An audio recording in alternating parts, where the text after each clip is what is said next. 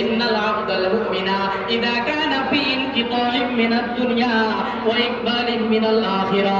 একজন ঈমানদার ব্যক্তির মরণের সময়টা যখন এসে যায়, ঈমানদার ব্যক্তি যখন দুনিয়ার জীবনকে বিদায় দিয়ে পরকালকে যখন আলিঙ্গন করবে, মৃত্যুর সময়টা যখন এসে যায়, নাযালা ইলাইহি মালাইকাতুম মিনাস সামাই ফিদুল উজু, আসমান থেকে একদল সুন্দর চেহারা বিশিষ্ট ফেরেশতা নেমে আসে।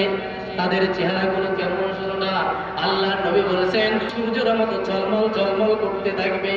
তারপরে তারা খালি হাতে আসবে না, দুইটা জিনিস নিয়ে আসবে। কয়টা? একটু জোরে বলতে হবে, কয়টা? দুইটা জিনিস নিয়ে আসবে।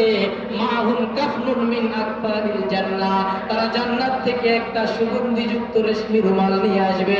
ও হানুতুম মিন হানুতিল জান্নাহ, এবং তারা জান্নাত থেকে সুগন্ধি নিয়ে আসবে। আসার পরে হাত্তা ইয়াজলিসু মাদ্দাল বাসার, ওই ব্যক্তির দৃষ্টি যতদূর পর্যন্ত যায় সেই দৃষ্টির সীমা পর্যন্ত বসে যাবে। এরপরে সুম্মা ইয়াজিউ মালাকুল মাউত, মৃত্যুর ফেরেশতা চলে আসবে।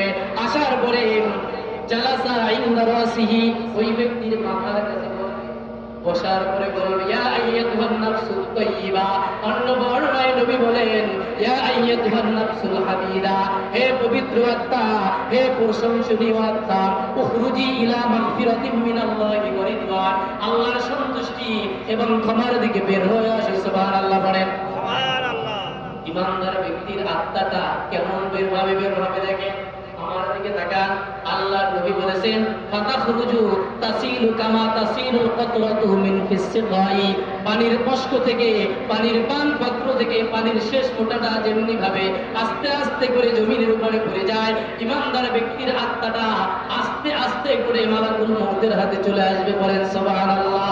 সুবহানাল্লাহ। এরপরে এক মুহূর্তের জন্য মালাকুল মউতের হাতে আত্মাটা থাকতে দিবে না। ওই যে ফেরেশতারা এসেছিল, কি নিয়ে এসেছিল বলেন? একটা সুগন্ধিযুক্ত রুমাল এবং সুগন্ধি। এরপরে ওই ফেরেশতারা এসে সাথে সাথে ওই আত্মাটাকে ওই রুমালের ভিতরে পেঁচিয়ে নেবে। এরপরে সুগন্ধি মাগবে। এরপরে আত্মাটাকে নিয়ে প্রথম আসমান পর্যন্ত যখন চলে যাবে, চতুর্দিকে ফেরেশতারা শুধু বলতে থাকবে এত সুন্দর আত্মা কোথা থেকে তোমরা নিয়ে আসছো? দুনিয়ার জমিনে ব্যক্তিকে যেই ভালো নামে, সুন্দর সুন্দর নামে ডাকা হতো, বলা হবে অমুকের পুত্র অমুকের আত্মা আমরা নিয়ে এসেছি। এটা বলতে বলতে ইস্তিকবাল জানাতে প্রথম আসমানের ফেরেশতারা দ্বিতীয় আসমান পর্যন্ত নিয়ে যাবে।